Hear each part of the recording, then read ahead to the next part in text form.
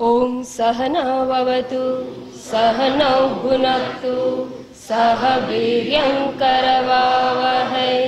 तेजस्विनावधीतमस्तु मा विद्विषावहै।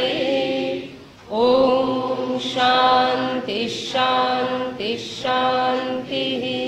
सदाशिवसमारम्भां शङ्कराचार्यमध्यमाम् अस्मदाचार्यपर्यन्तां वन्दे गुरुपरम्परां वन्दे गुरुपरम्परां। एक અંધકારને દૂર કરવાનું, અંધકારને ગળી જવાનું અને પ્રકાશને પાથરવાનું. અંધકાર દૂર થઈને ક્યાંય જતો તો નથી, એટલે એ દીવો ખાઈ જાય છે. દીવાના પ્રકાશમાં, જ્યોતમાં, દીવાની જ્યોતમાં, એટલે કે દીવાની અગ્નિ. કારણ કે દીપક છે એમાં બે પ્રકારના એક પ્રકાશ પણ છે ને અગ્નિ પણ છે, બરાબર. તો એના દીવાના તાપમાં અજ્ઞાન બળી જાય છે, અજ્ઞાન અંધકાર, અને એના પ્રકાશની અંદર, એટલે એના જ્ઞાન પ્રકાશની અંદર આપણને માર્ગનું દર્શન પણ થાય છે. તો બે પ્રકારનું કાર્ય દીપક કરે છે: અંધકારને બાળી નાખવાનું અને પ્રકાશને પાથરવાનું. અંધકાર એટલે તમસ, તમસ એટલે અજ્ઞાન, અજ્ઞાન રૂપી અંધકાર છે. અને એ અજ્ઞાન રૂપી અંધકારને લીધે જ્યારે અંધારું હોય ત્યારે માણસ ઠેવા ખાય, પડી જાય, હાથમાંથી કંઈ પડી જાય, લેવા જાય કંઈક, મળી જાય કંઈક, જવું હોય આ બાજુ અને પહોંચી જાય બાથરૂમ બાજુ, દરવાજો કઈ દિશામાં છે દિશાનું ભાન પણ ભૂલી જાય છે, દિશા ભ્રાંત થઈ જાય છે. બસ એ જ પ્રમાણે અજ્ઞાન રૂપી અંધકારની અંદર મનુષ્ય પણ દિશા ભ્રાંત થઈ જાય છે. કાયમી સુખ લેવું હોય છે અને સુખના આભાસવાળી વસ્તુઓની તરફ એનું ગતિ થઈ જાય છે.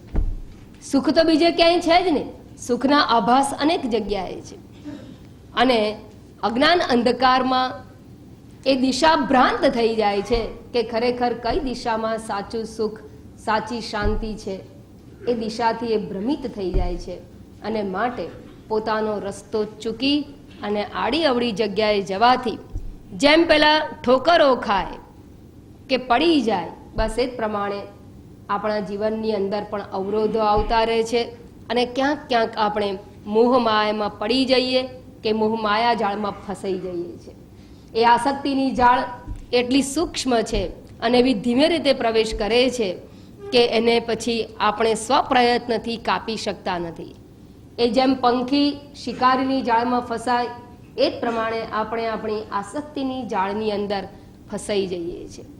જાળી આપણને લાગે કે આપણું પ્રોટેક્શન વોલ છે, ખરેખર પ્રોટેક્શન વોલ નથી હોતી, એ ફસામણીની જાળી હોય છે. જન્મ મૃત્યુના ચક્રમાંથી એ ક્યારેય બહાર નીકળવા દેતી નથી. એના માટે ઈશ્વરનો અનુગ્રહ પણ જોઈએ, અને ઈશ્વરનો અનુગ્રહ થાય તો ત્રણ વસ્તુની પ્રાપ્તિ થાય. ત્રણ વસ્તુમાંથી એક વસ્તુ પ્રાપ્ત થઈ ગઈ છે, બાકીની બે વસ્તુ આપણે મેળવવાની રહે છે. એક વસ્તુ છે મનુષ્ય જન્મ, બીજું છે મહાપુરુષનો સંશ્રય, અને ત્રીજું છે મુમુક્ષા.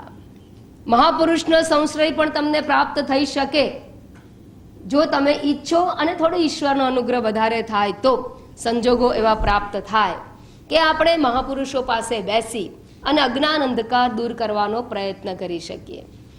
પણ એના માટે જે મહત્વની વસ્તુ જોઈએ છે, ઈશ્વરના અનુગ્રહની જે વાત છે, એ છે મુમુક્ષુત્વ. મુમુક્ષુત્વ આપણી પાસે ખૂટતું હોય છે.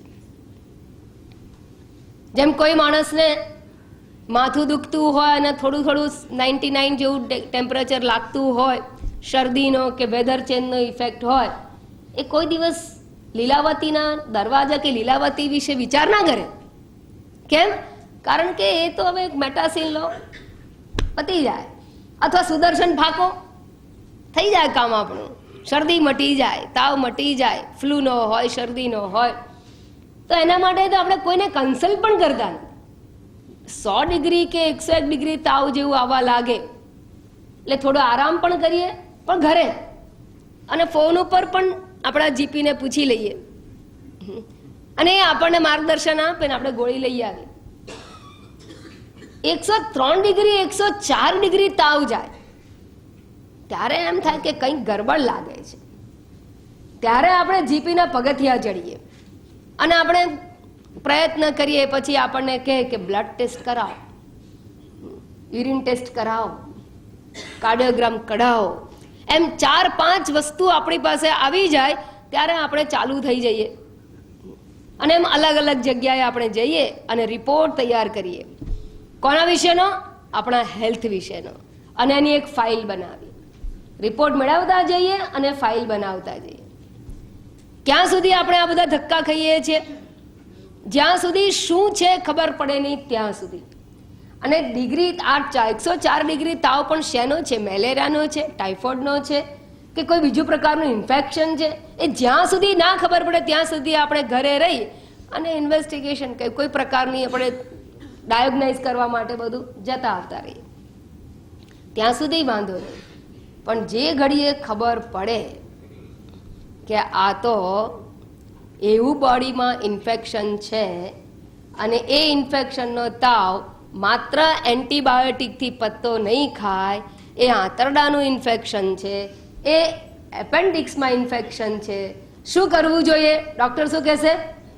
હવે ઓપરેટ કર્યા વગર છૂટકો નથી, દવાઓથી આ બેસે એવું નથી. ત્યારે આપણે શું કરતા હોઈએ છીએ? હોસ્પિટલાઇઝ થતા હોઈએ છીએ. એમ આપણને થોડી ડિગ્રી તાવ તો વધે છે, મુક્તિ માટેનો થોડો તાવ તો વધે છે, પણ એ તાવ કેવો છે? 90, 100, 99, 100, 99, 100, 101, કોક વાર 102, 103 થઈ જાય તો પછી પોતાના ચેકઅપ માટે આપણે એક દિવસ માટે જેમ હિન્દુજામાં સવારથી સાંજ સુધી જઈ આવીએ એમ એકાદ શિબિર ભરી આવીએ.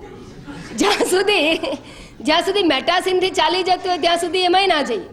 ઘેર બેઠા ગંગા થતી હોય મહિને 2 વાર 1 વાર, ત્યાં સુધી તો ત્યાંય ના પહોંચીએ.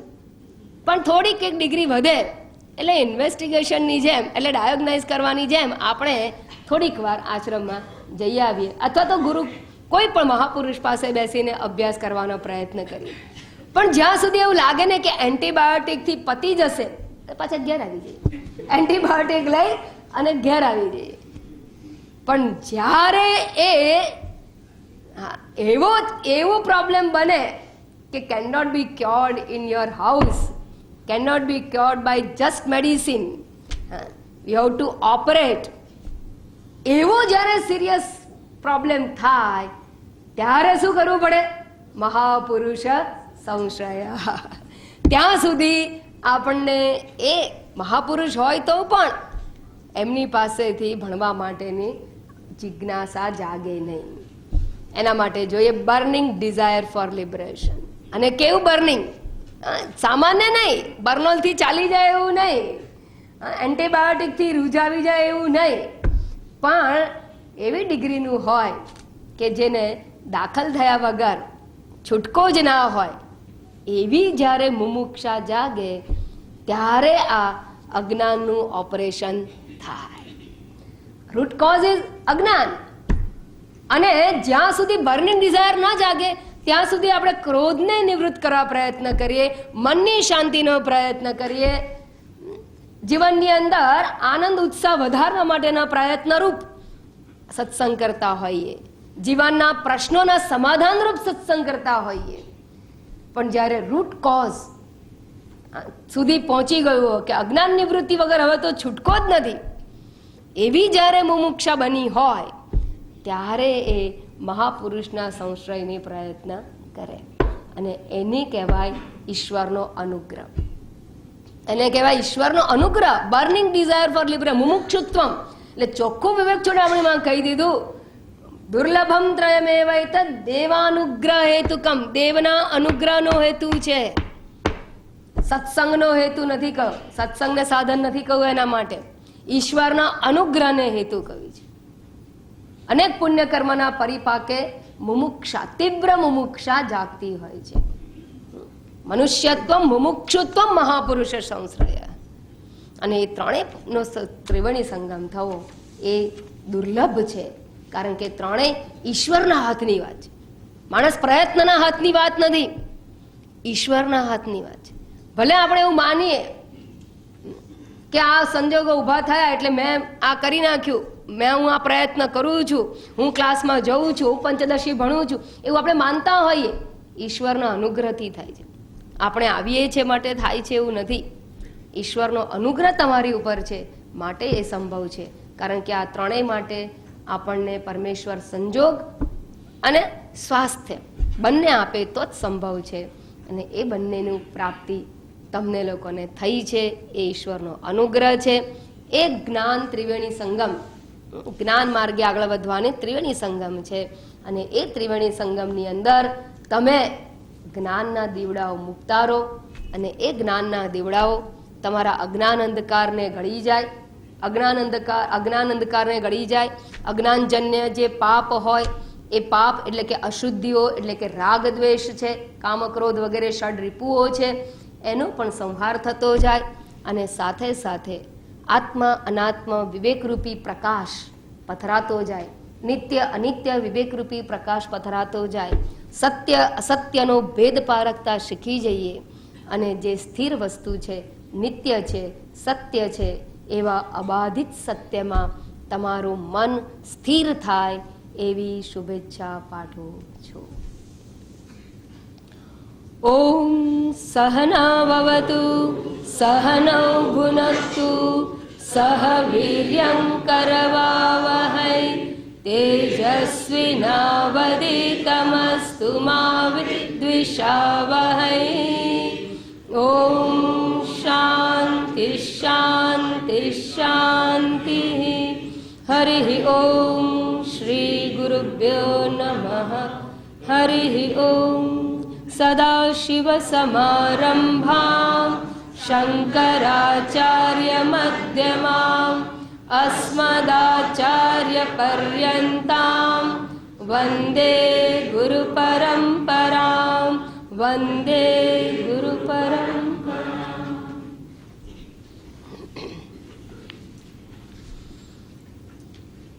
પ્રકરણ 7 પંચદશી એટલે તૃપ્તિદીપ. તૃપ્તિ એટલે જ્ઞાનજન્ય તૃપ્તિ, ભૌતિક વસ્તુમાંથી મળતી તૃપ્તિ નહીં, પરંતુ પોતાના પૂર્ણત્વના જ્ઞાનથી જે સમજાય એવી તૃપ્તિ, એને જ્ઞાનીની તૃપ્તિ કહેવામાં આવે છે. અને એવી તૃપ્તિ કે સંતુષ્ટિનું દર્શન કરાવનાર જે પ્રકરણ છે એનું નામ છે તૃપ્તિદીપ. આ તૃપ્તિદીપ પ્રકરણની અંદર બૃહદારણ્યક શ્રુતિનો વિચાર કરવામાં આવેલો છે. અને બૃહદારણ્યક શ્રુતિ પ્રખ્યાત શ્રુતિ છે. આત્માનમ ચેદ વિજાનીયાત અયમ અસ્મિ ઇતિ પુરુષઃ કિમ ઇચ્છન કસ્ય કામાય શરીરમ અનુસંજ્વરેત. આ શ્રુતિનો વિચાર કરવામાં આવેલો છે. આ શ્રુતિની પહેલી લાઈન છે આત્માનમ ચેદ વિજાનીયાત અયમ અસ્મિ ઇતિ પુરુષઃ. એમાં પુરુષ શબ્દ શું છે, એનો અર્થ શું કહેવા માંગે છે એ સમજાવવા માટે શ્લોક નંબર 3 થી 28 પર્યંત વિચારણા કરવામાં આવેલી છે. એટલે પ્રથમ પંક્તિને સમજાવવા માટે જ શ્લોક 3 થી 28 સુધી વિચારણા છે. એની અંદર આપણે વિચારણા કરી ગયા કે આ પુરુષ શબ્દ એટલે શું, તો ત્યાં સમજાવવામાં આવ્યું અસંગધીસ્થ, જે અસંગ ચૈતન્યમાં પ્રતિબિંબ, અસંગ બુદ્ધિમાં પ્રતિબિંબિત ચૈતન્ય છે, અર્થાત ચિદાભાસ છે, એને પુરુષ શબ્દ વડે કહેવામાં આવે છે. તો ચિદાભાસ એટલે પુરુષ, પુરુષ એટલે જીવાત્મા, જીવાત્મા એટલે પુરુષ એટલે ચિદાભાસ. ચિદાભાસ એટલે તો કે અસંગ બુદ્ધિની અંદર, અસંગ બુદ્ધિ એટલે જેને પરમાત્મા તત્વ સાથે કોઈ સંબંધ નથી, એવી બુદ્ધિ, એવી અંતઃકરણ વૃત્તિ, એવી અંતઃકરણ વૃત્તિમાં પ્રતિબિંબિત ચૈતન્યને પુરુષ એટલે કે જીવાત્મા કહેવામાં આવે છે. આટલી સ્પષ્ટતા કરવામાં આવી. એનાથી ફલિત શું થયું? એનાથી ફલિત એ થયું કે જે જીવ છે એ ચિદાભાસને જીવ કહેવાયો, પણ ચિદાભાસને જીવ કહેવાયો એનો અર્થ એ કે આભાસ કદાપી સ્વતંત્ર હોતો નથી. આભાસ હંમેશા એના મૂળભૂત વસ્તુથી જુદું હોઈ શકે નહીં. જો મારું મુખ દર્પણ સામે હોય તો જ દર્પણમાં મારા મુખનો આભાસ જણાવવાનો છે.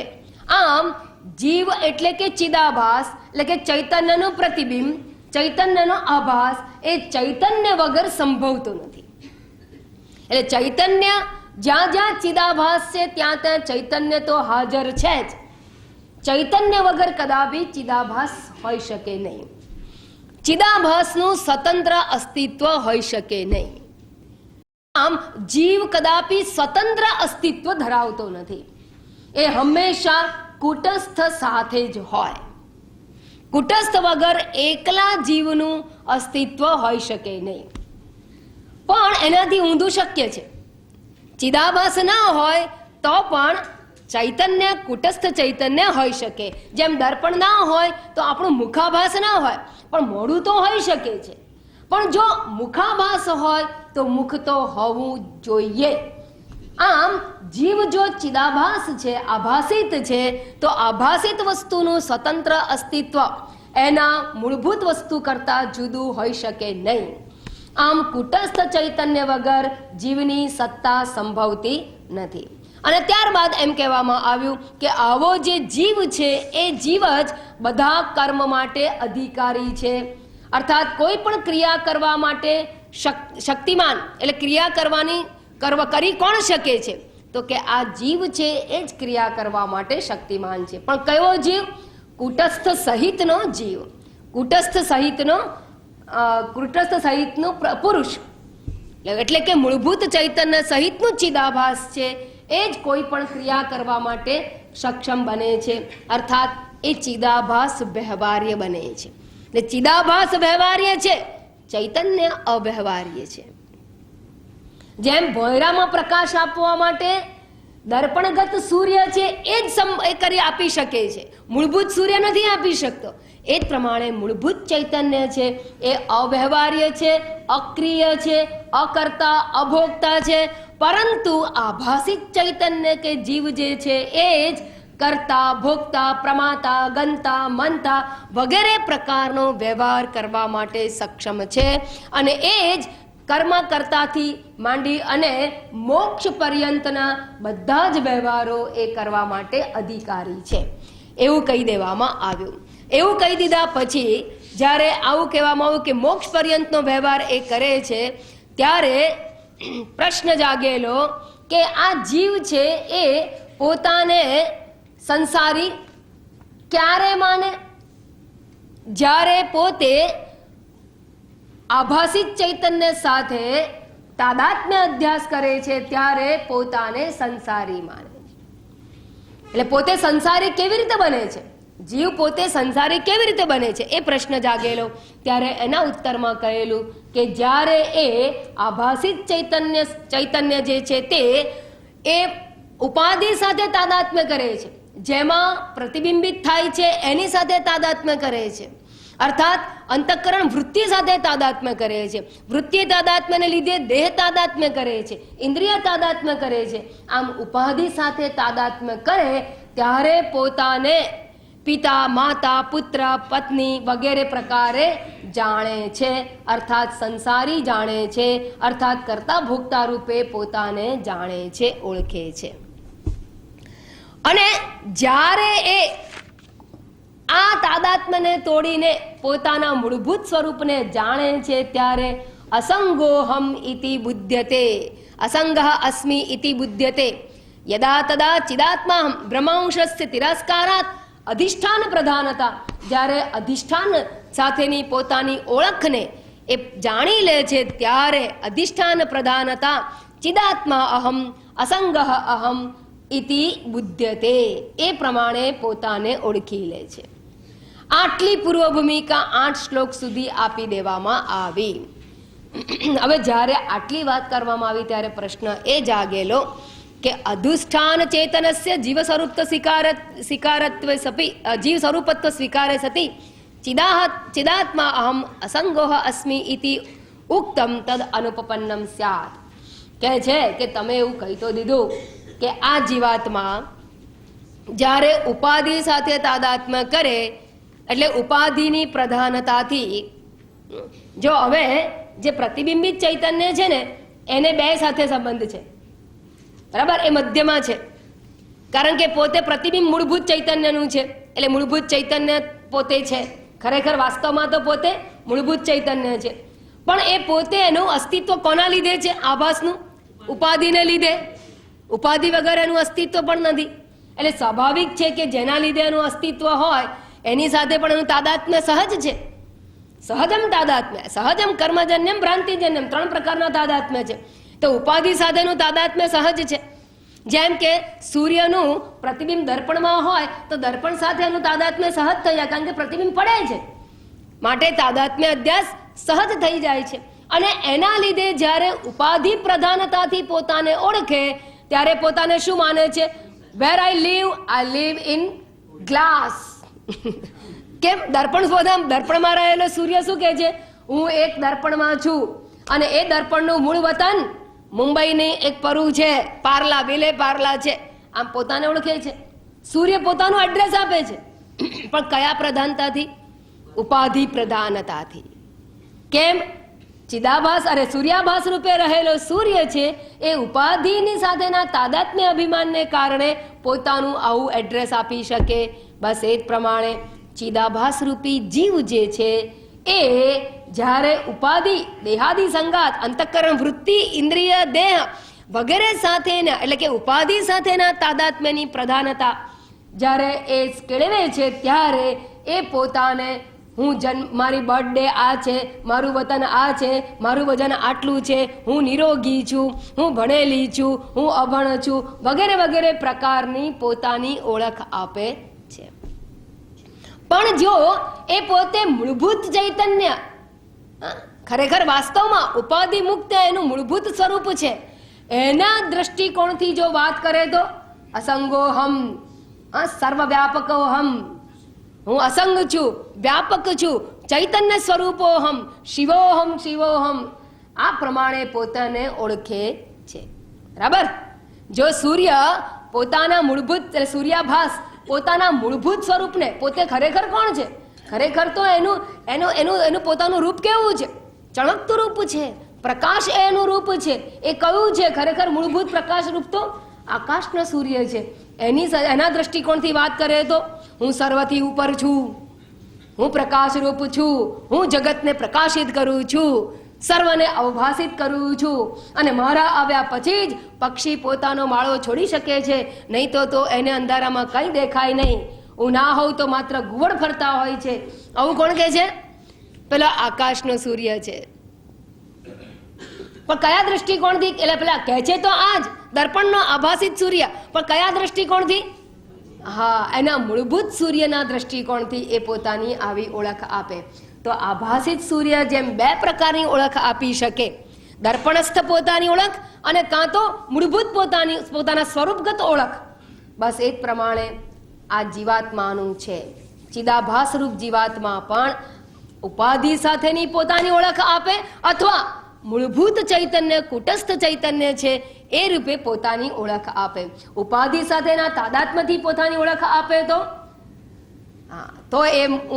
હું વૃદ્ધ છું, યુવાન છું, ગ્રહસ્થ છું, સંસારી છું, બ્રહ્મચારી છું, કે સ્ત્રી છું, પુરુષ છું, મુંબઈના છે કે રાજકોટના છે, વગેરે વગેરે પ્રકારે પોતાની ઓળખ આપે.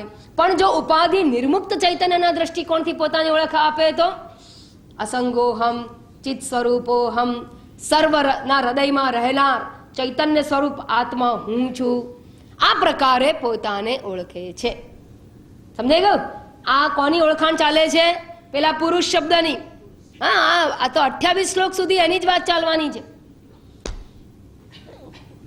સમજાય છે ને કોની વાત ચાલે છે? હા, પુરુષની વાત ચાલે છે. એટલે કોની? બહેનોની નહીં.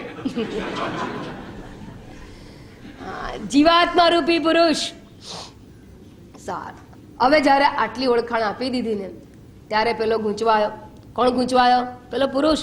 જે પુરુષ પોતાને ઓળખવા માંગે છે એ જીવ ગૂંચવાયો. એ કહે છે કે અસંગોહમ. એ અસંગ શબ્દ જે તમે વાપરો છો ને એ કહી ના શકાય તમારાથી. કેમ ના કહી શકાય? અસંગોહમ કોણ બોલે? તો અસંગ હોય એને મોડું હોય. જે અસંગ છે ચૈતન્ય એને તો આંખ નાક કાન છે નહીં, તો એ બોલે કેવી રીતે?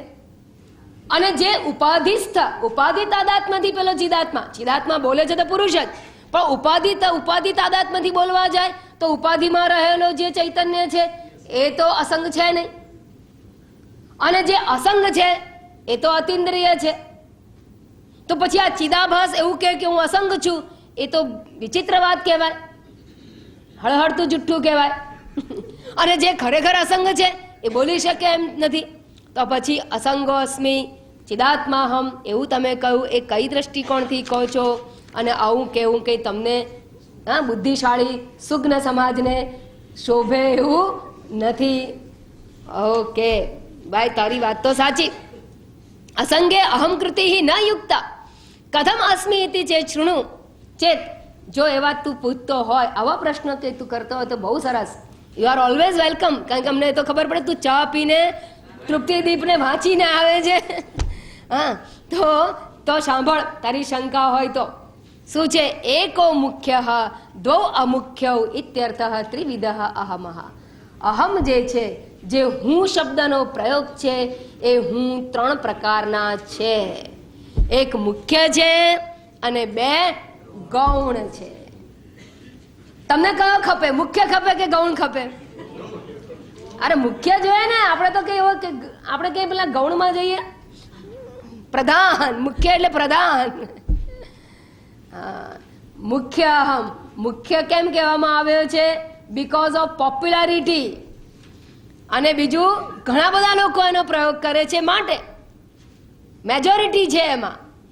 મુખ્ય હું વાપરનારાની મેજોરિટી છે. 3 પ્રકારના હું છે. આવું કોણ કહી શકે? માત્ર પંચદશીય અને માત્ર તૃપ્તિદીપ પ્રકરણ. બાકી ક્યાંય આ ક્લેરિટી નથી. ખરેખર કહું, વેદાંત ગ્રંથની અંદર એટલે શિરોમણી રૂપ છે આ ગ્રંથ. એટલું જ કે એ વિદ્યારણ્ય સ્વામી દ્વારા રચાયો છે.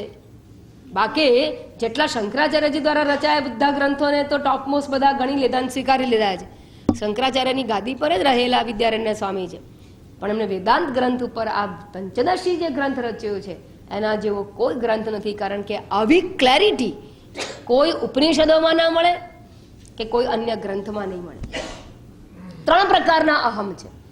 એક મુખ્ય અને 2 અમુખ્ય. તો મુખ્ય કોને કહેવાય અને અમુખ્ય કોને કહેવાય આપણે ગઈ વખતે જોયું હતું. એ શ્લોકો બોલીએ પછી એનું પુનરાવર્તન કરી અને આગળની વિચારણા કરીશું. અન્યોન્યાધ્યાસ રૂપેણ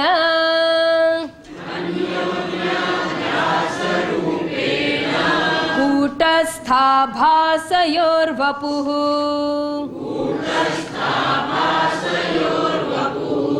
એકીભૂય ભવેન્મુખ્યઃ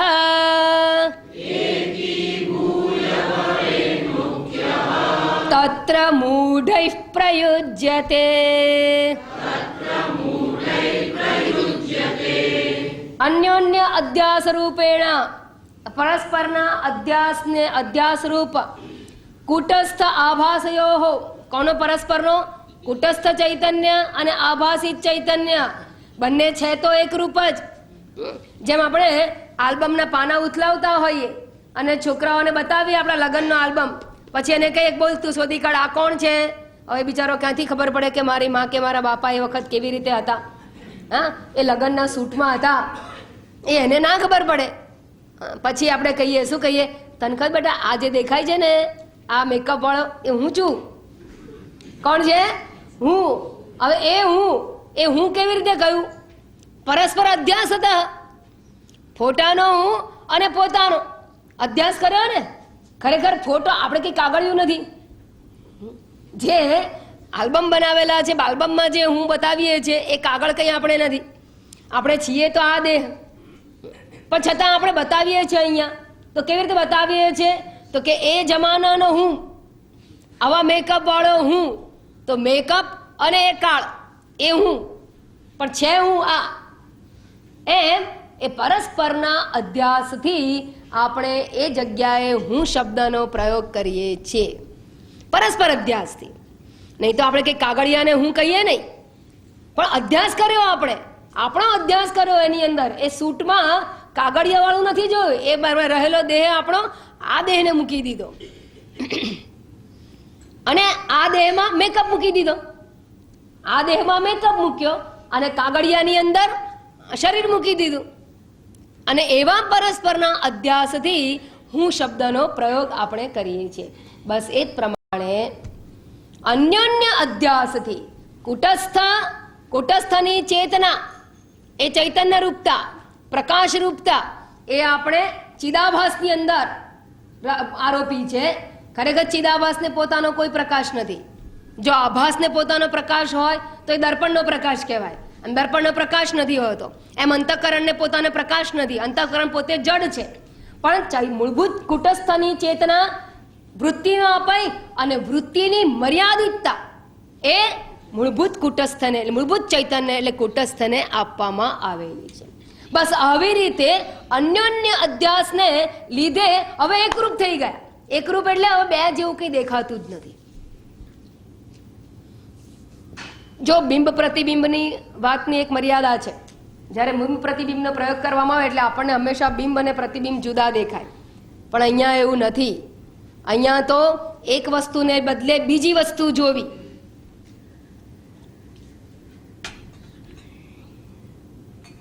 એટલે ચૈતન્ય વ્યાપક છે, એમાં આપણે ચિદાભાસને જોઈએ છે.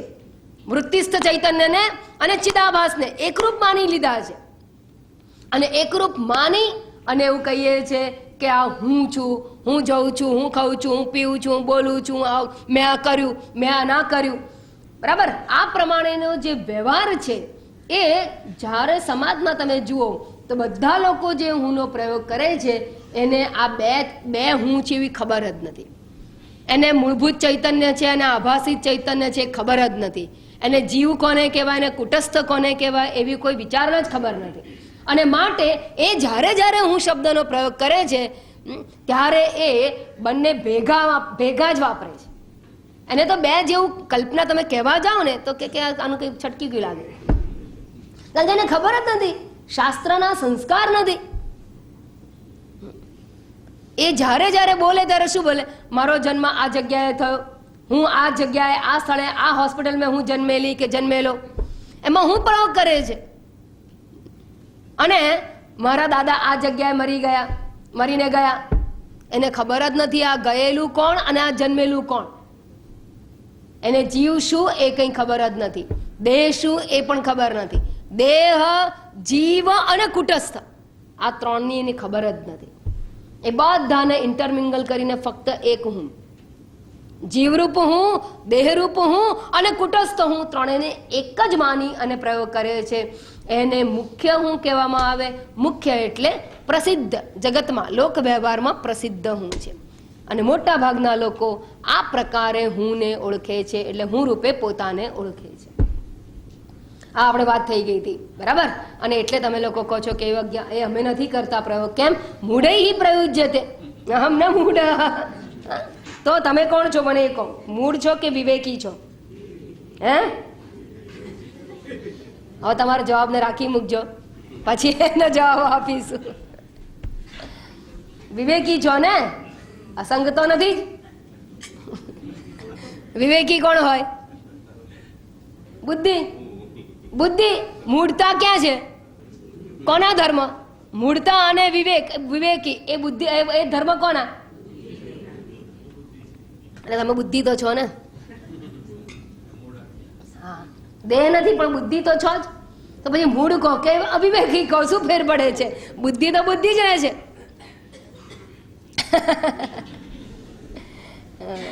આગળ આવવાનું જ છે બધું. આ 28 શ્લોક સુધી ચાલવાનું, તમે ચિંતા નહીં કરો. હા, આપણી વાત 28 શ્લોક સુધી ચાલશે. અહીંયા કહે છે આગળ, પૃથગાભાસ કૂટસ્થૌ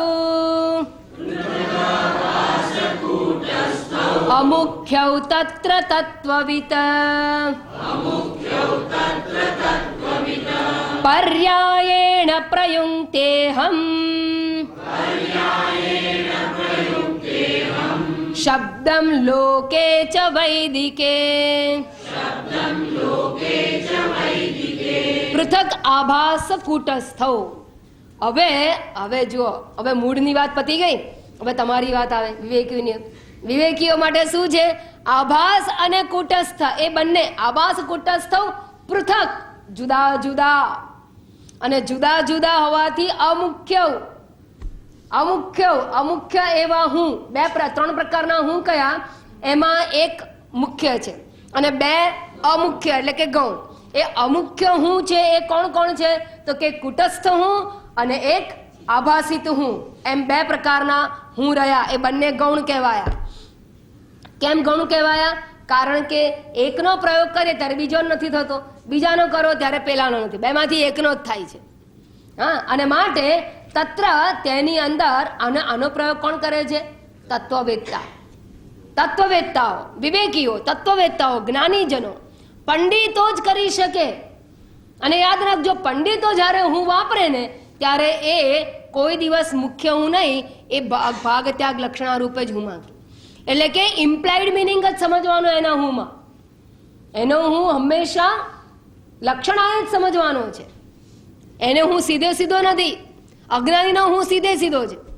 સીધે સીધો છે એટલે સીધે સીધો વાચ્યાર્થ સમજવાનો. અહીંયા લક્ષ્યાર્થે સમજવાનું છે.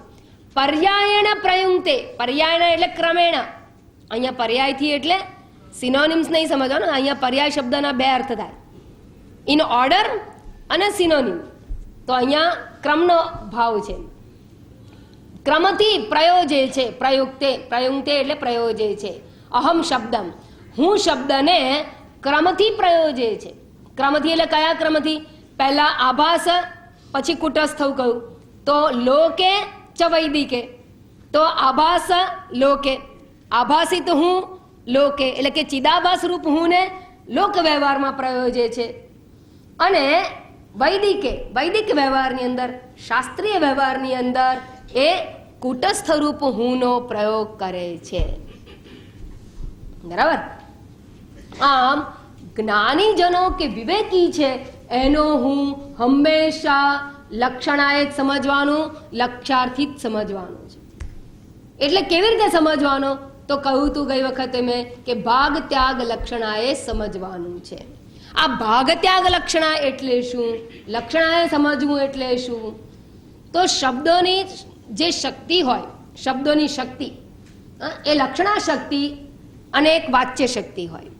એમ બે પ્રકારે શબ્દોનો પ્રયોગ જગતમાં થાય છે, વ્યવહારમાં થાય છે. હું બહુ ટેકનિકલ ટર્મ નહીં વાપરું, તમને સાદી ભાષામાં સમજાવું એટલે આ બહુ ક્લિયર થઈ જશે. આપણે જ્યારે કોઈને કંઈક કહીએ ને ત્યારે એ કહેવાની અંદર આપણે સીધે સીધો પ્રયોગ કરતા, એટલે કે what we speak we mean it. એમ કહું કે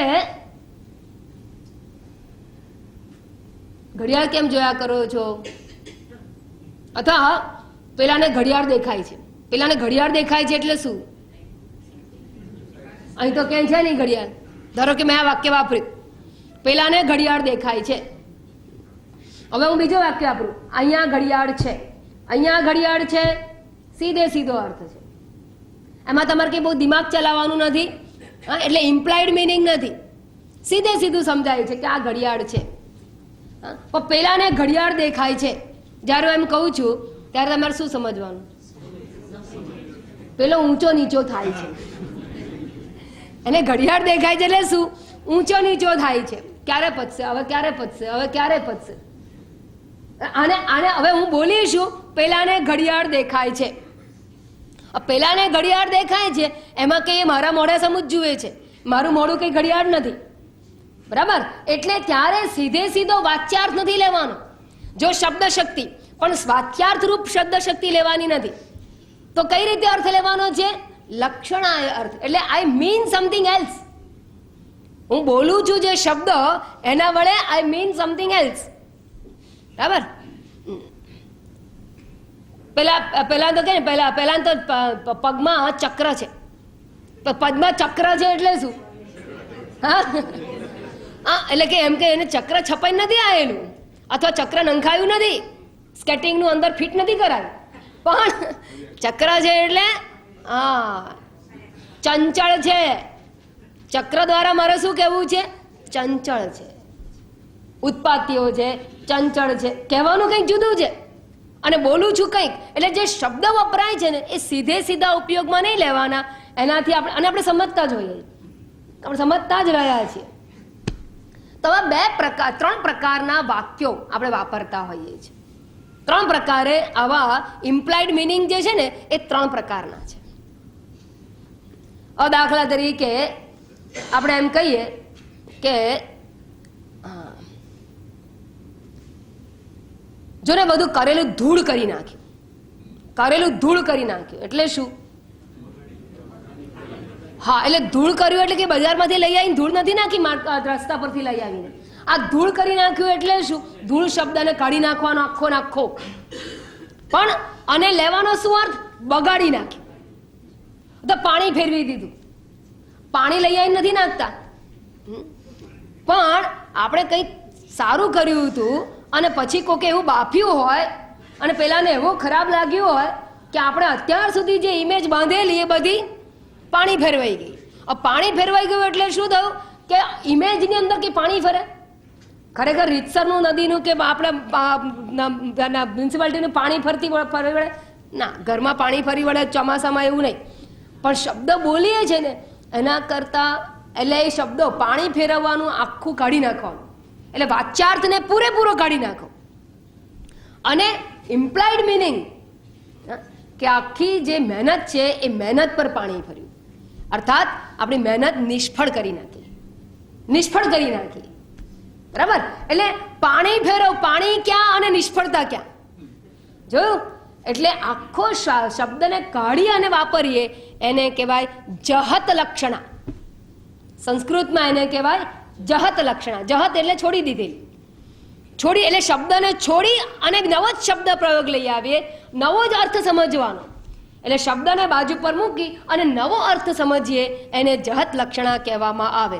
અને શાસ્ત્રીય દૃષ્ટાંત જોઈએ તો ગંગાયામ ઘોષઃ એ વાક્ય વાપરવામાં આવે છે કે ગંગામાં ગાયનો વાડો છે. હવે તમારે ગંગાના પ્રવાહમાં ગાયો ઊભી હોય ના, એ આખો અર્થ કાઢી નાખવાનો અને બીજો અર્થ લેવાનો કયો? ગંગા કિનારે વાડો છે. બરાબર? ગાયની ગોઠ ગંગા કિનારે છે, તો ગંગામાં આખું કાઢી અને ગંગા કિનારે એ નવો અર્થ લેવામાં આવતો હોય છે. તો આ પાણી ફેરવી દીધું અથવા તારા દેખાડી દીધા. શેર બજારે તો ભલભલાને ભૂ પાઈ દીધું. તો પાણી પાઈ દીધું એટલે શું? શેર બજારે પાણી પાવ્યું એટલે વળી કેવી રીતે શેર બજારને કે હદ છે એ પાણી લાવે છે, પણ એ આખો વાચ્યાર્થ કાઢી નાખવાનો. અને ભૂ પાઈ દીધું એટલે શું? પાણી પીતા જ રહ્યા, ખાવાનું કાઢી નાખ્યું થાળીમાંથી. એનો અર્થ કે એને બિલકુલ સાવ ખાલી કરી નાખ્યું. તો આને કહેવાય ઇમ્પ્લાઇડ મિનિંગ. એટલે વાચ્યાર્થ નથી વાપરતા, પણ ઇમ્પ્લાઇડમાં પણ એક પ્રકારનું કે પૂરેપૂરા શબ્દોને વાચ્યાર્થને કાઢી અને નવા શબ્દો એટલે નવો જ અર્થ એનો સમજવાનો હોય.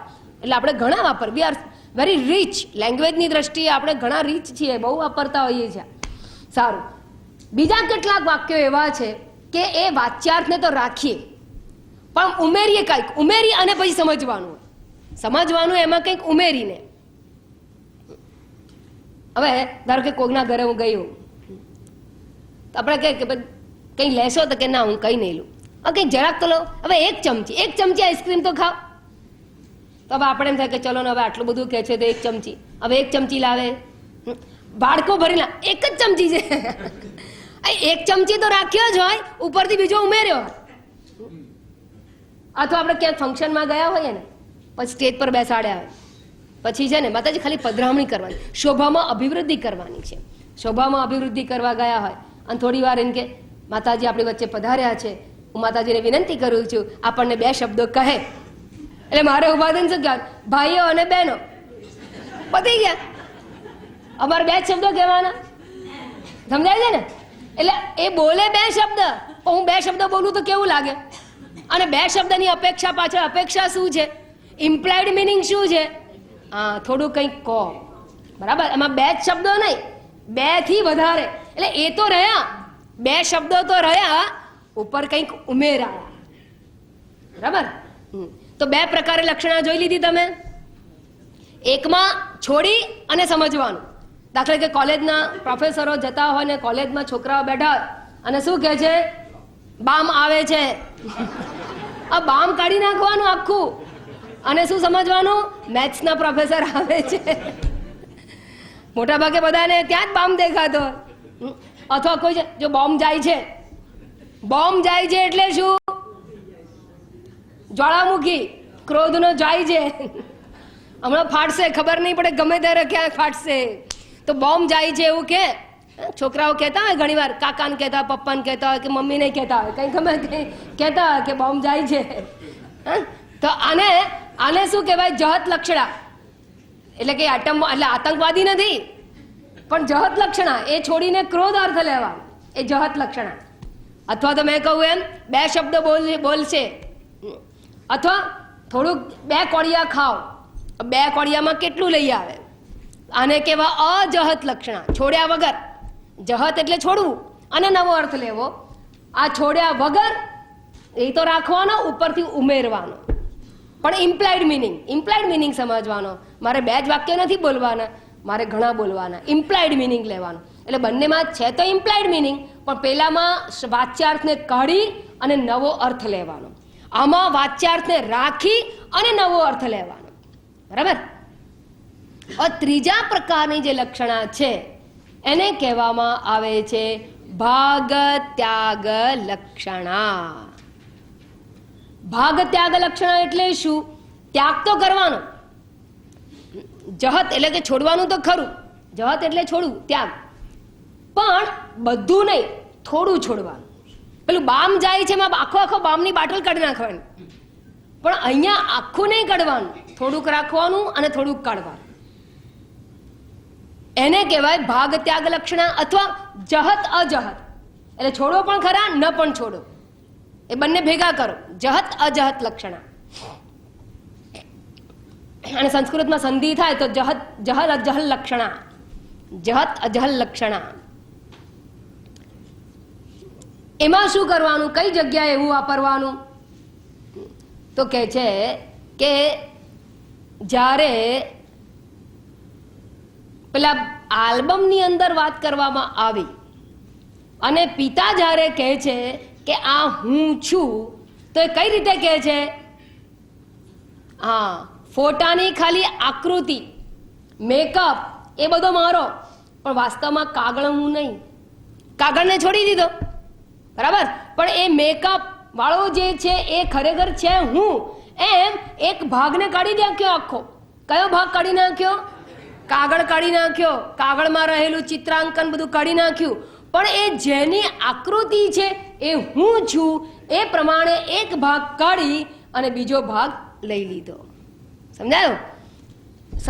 સંસ્કૃતની અંદર શાસ્ત્રમાં પ્રખ્યાત દ્રષ્ટાંત છે સોયમ દેવદત્ત.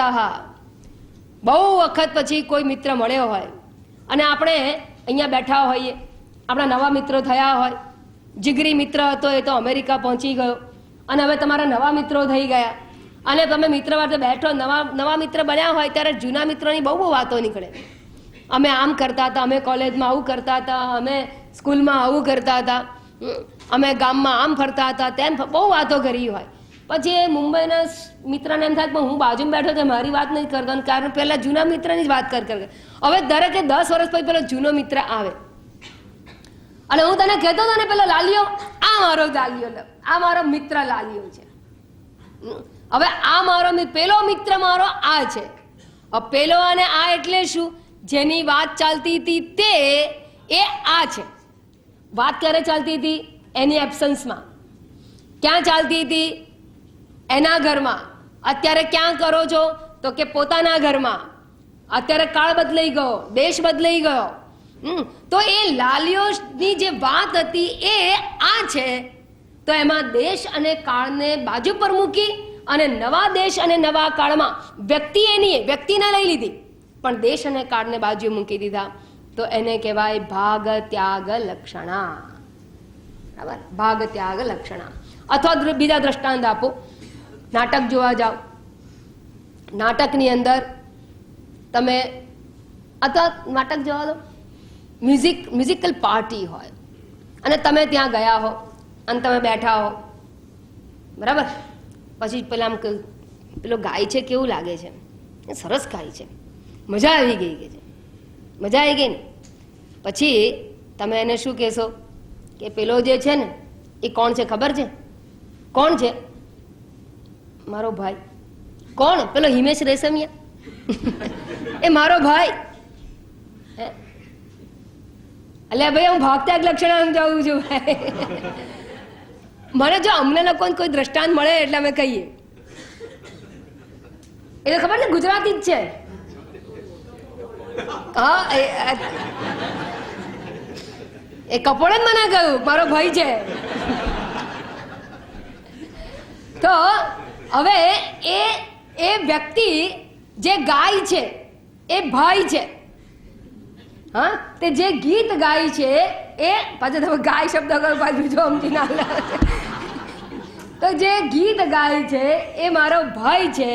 એટલે શું થયું? ગાયક, એ ગાયકને તમે બાજુ પર મૂકી અને હવે તમે શું સમજો છો? ભાઈ સમજીએ છીએ. તો સોયમ તે જે પ્રખ્યાત ગાયક એ જ આ મારો ભાઈ. બરાબર?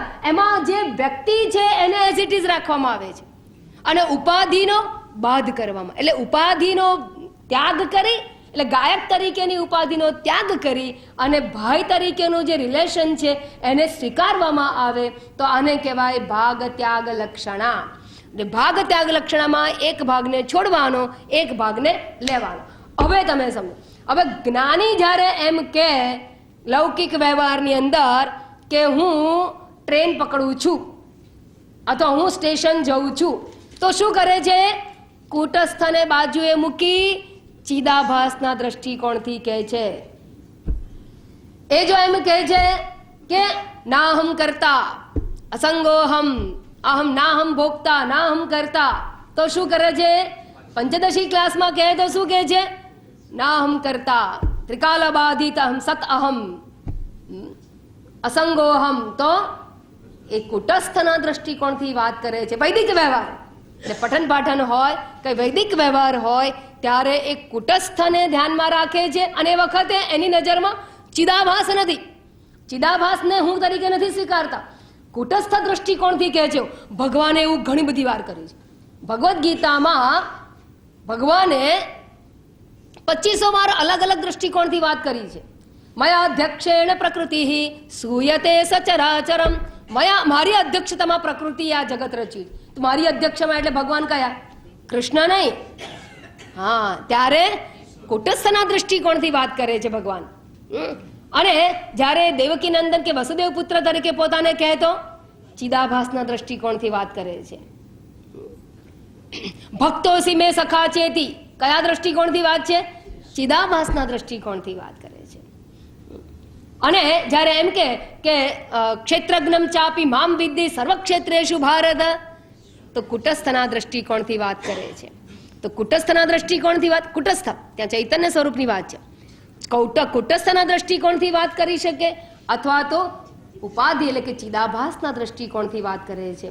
તો આમ જ્ઞાની જ્યારે પ્રયોગ કરે છે ત્યારે એનો હું બદલાતો રહેતો હોય છે. અને માટે ભગવાન જ્યારે ગીતામાં વાત કરે તો આ બે દ્રષ્ટિકોણ ખબર ના હોય માટે લોકો ગોથા ખાય છે. દ્રષ્ટિકોણ સમજવા પડે. હવે ખ્યાલ આવે? અજો નિત્ય શાશ્વતો યમ પુરાણ ન હન્યતે હન્યમાને શરીરે. જ્યારે અર્જુનને પણ ભગવાન કહે છે કે ન હન્યતે, કે તું ગમે એને મારી નાખીશ ને તો તું કોઈને મારનાર નથી. તું પોતાને મારનારો અને અથવા કોઈ પોતાને મરાનારો, હણી જનારો માને એ ખોટું છે. જો પોતાને જો મારનારો યમ વેત્તિ હંતારમ મન્નતે, એ બંને ખોટી વાત કરે છે. એ કયા દ્રષ્ટિકોણથી વાત કરે છે? કુટસ્થના દ્રષ્ટિકોણથી. તો જ આવું કહી શકે. નૈનમ છિંદંતી શસ્ત્રાણી નૈનમ દહતી પાવક, મને તો કોઈ મારી ના શકે, મને મારો કોઈ વાળ વાંકો ના કરી શકે. કયા દ્રષ્ટિકોણથી? કુટસ્થના. તમે કે હું બોલીએ ને તો પણ સમજવાનું કુટસ્થના દ્રષ્ટિકોણથી. દેહના દ્રષ્ટિકોણથી તો આરામથી ટપલા પડે. દેહના દ્રષ્ટિકોણથી વાળ વાંકો થાય એવું નહીં. વેધર બદલાય છે ને ચીકો ખાઈ છે શરૂ તારા. તો વગર ટચ કર્યા વગર ઊંધા પડી જઈએ આપણે. તો ઉપાધિના દ્રષ્ટિકોણથી નહીં. અથવા એમ કે મારી તબિયત સારી નથી આજે, તો કયો દ્રષ્ટિકોણ? ચિદાભાસનો. બરાબર? એમ જ્ઞાની છે એ બે પ્રકારે હુંનો પ્રયોગ કરે છે. લૌકિક વ્યવહારમાં ચિદાભાસના દ્રષ્ટિકોણથી અને વૈદિક વ્યવહારની અંદર અથવા ધ્યાન કે સમાધિ કરતા હોય ત્યારે, નિધિધ્યાસન કરતા હોય ત્યારે, પઠન પાઠન પ્રક્રિયામાં પ્રવૃત્ત હોય ત્યારે એ કુટસ્થ ચૈતન્યને હું તરીકે પ્રયોજે છે. એમ બંને તરીકે એ પ્રયોજી શકે છે. તો બંનેનો હવે દ્રષ્ટાંત આપે છે કે લૌકિક વ્યવહારમાં શું કહે છે અને વૈદિક વ્યવહારની અંદર કેવી રીતે પ્રયોગ કરે છે એ શ્લોક નંબર 12 અને 13 અનુક્રમે સમજાવવામાં આવેલું છે. આપણે એક ક્વિકલી જોઈ લઈએ, કારણ કે આટલા બેકગ્રાઉન્ડ પછી એ સમજવાનું ઇઝી છે. લૌકિક વ્યવહારે હમ લૌકિક વ્યવહારે હમ ગચ્છામિત્યાદિકે બુધઃ ગચ્છામિત્યાદિકે બુધઃ વિવિચ્યૈવ ચિદાભાસં વિવિચ્યૈવ ચિદાભાસં કૂટસ્થાતં વિવક્ષતિ કૂટસ્થાતં વિવક્ષતિ.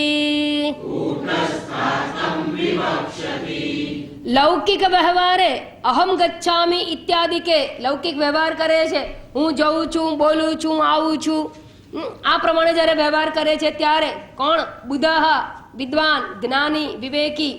ત્યારે ચિદાભાસમ કૂટસ્થાત કૂટસ્થથી ચિદાભાસને વિવિચ્ય એવ છૂટો પાડીને જ તમ વિવક્ષતિ તે ચિદાભાસને જ કહેવાની ઈચ્છા કરે છે. એટલે ચિદાભાસને જ હું વડે ઓળખાવાની ઈચ્છા કરે છે. એ કંઈ આત્માને નહીં, પરંતુ આત્માને ચિદાભાસ આત્માથી ચિદાભાસને જુદો પાડીને હું જઉં છું, હું બોલું છું, આ પ્રકારનો વ્યવહાર કરે છે. કોઈ પૂછે અહીંથી નીકળ્યા પછી મને, માતાજી ક્યાં જવાના અત્યારે તમે? અચલો હમ સર્વવ્યાપકો હમ. એવું ના કહેવાય. હું ક્યાં જવાના? ત્યાં એવું ના કે મારે ક્યાં જવાનું છે, મારે દાદરમાં જવાનું છે, મારે ભિક્ષામાં જવાનું છે, કે હું અહીં જ રહેવાની છું, કંઈ કે એવું ના કે હું વ્યાપકો હમ અચલો હમ ક્યાંય નથી. કેટલું દુઃખ છે નહીં તમારે બધા? ના ના, હું તો અભોગતા છું, મને કોઈ દુઃખ જ નથી. તમે વાગ્યું તો બહુ દુઃખ થયું. ના ના, હું તો અભોગતા. અરે એવું નહીં, એ વાગે જેમ તું બધાને દુઃખે એમ દુઃખે, એમાં અભોગતા હમ નહીં, ત્યારે દુઃખ ભોગતા. પણ ચિદાભાસના દ્રષ્ટિકોણથી, ચિદાભાસના ત્યારે ચિદાભાસ પ્રયોગ કરવામાં આવે છે. કોઈ કહે કે તમે તો અભોગતા છો ને, તો સાંજે કઈ ભિક્ષા નહીં, કેમ તમે તો અભોગતા? એવું નહીં ભાઈ, ભોગતા અભોગતા એવા નહીં, ચિદાભાસ ભોગતા, કુટસ્થ આત્મા ભોગતા. પછી શું કરશો તમે? આ પ્રસ્થાંતરય પત્યા પછી તમે શું કરશો? અકર્તા અહમ. એ અકર્તા અહમ નહીં, અત્યારે પ્રસ્થાંતરય કરો છો ને તો એ ચિદાભાસ કરે છે. એ કરતા ભોગતા એ ચિદાભાસના દ્રષ્ટિકોણથી હું શબ્દનો પ્રયોગ કરે, એટલે ના કરે એવું નહીં. અને જો ધારો કે કોઈ એમ કે અકર્તા હમ અભોગતા હમ, હા એવું જો કોઈ તમને કહે, એવું બોલે અચલો હમ, તો સમજવાનું કાં તો એ ક્લાસરૂમમાં તમને ભણાવે છે અથવા તો દંભ કે અણસમજ છે. બે છે, અણસમજ. પંચદશીનું 7મું ચેપ્ટર ભણ્યા નથી, બાકી બધું ભણ્યા છે, પણ આ 7મું ચેપ્ટર ભણ્યા નથી, એટલે એ બિચારા એમ કે હું ક્યાં ખાઉં છું, મારું શરીર ખાય છે.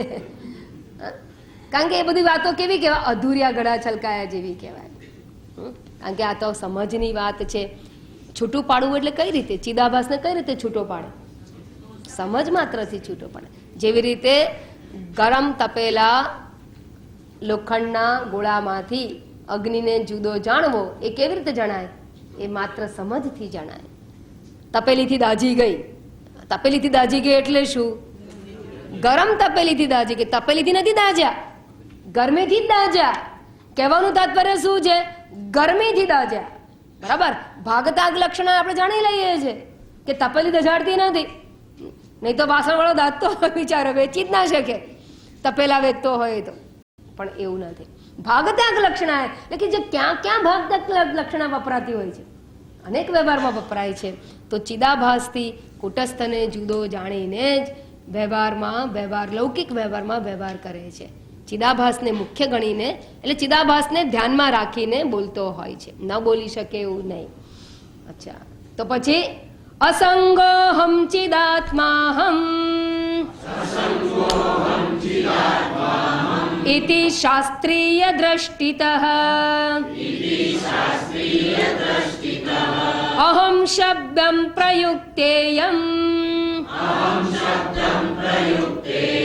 કૂટસ્થે કેવલે બુધઃ. હું અસંગ છું, ચિદાત્મા છું, આ પ્રમાણે શાસ્ત્રીય દ્રષ્ટિથી હું શબ્દને પ્રયોજે છે. કેવલે કૂટસ્થે બુધઃ, કેવલે કૂટસ્થે, માત્ર કૂટસ્થની અંદર જ એ વખતે હું શબ્દનો પ્રયોગ જ્ઞાની જન કરે છે. પણ શાસ્ત્રીય દ્રષ્ટિતઃ એટલે શું એ થોડીક આપણે સમજૂતી પ્રાપ્ત કરવી પડશે. આવતી વખતે આ બંને શ્લોકોનું પુનરાવર્તન કરીશું અને પછી આપણે આગળ વિચારીશું, કારણ કે આગળની ચર્ચા જરા સૂક્ષ્મ છે. મેં તમને થોડું બ્રશઅપ કર્યું અત્યારે, અને આવતી વખતે જે ચર્ચા કરવાની છે એના માટે તૈયાર રહેજો. આ વાતનું પુનરાવર્તન કરીને હવે જરા વધારે સૂક્ષ્મ ચર્ચા એના પછી આરંભાશે. ઓમ પૂર્ણમદ પૂર્ણમિદં પૂર્ણાત પૂર્ણમુદચ્યતે પૂર્ણસ્ય પૂર્ણમાદાય પૂર્ણમેવાવશિષ્યતે. ઓમ શાંતિ શાંતિ શાંતિ. હરિ ઓમ. શ્રી ગુરુભ્યો નમઃ. હરિ ઓમ.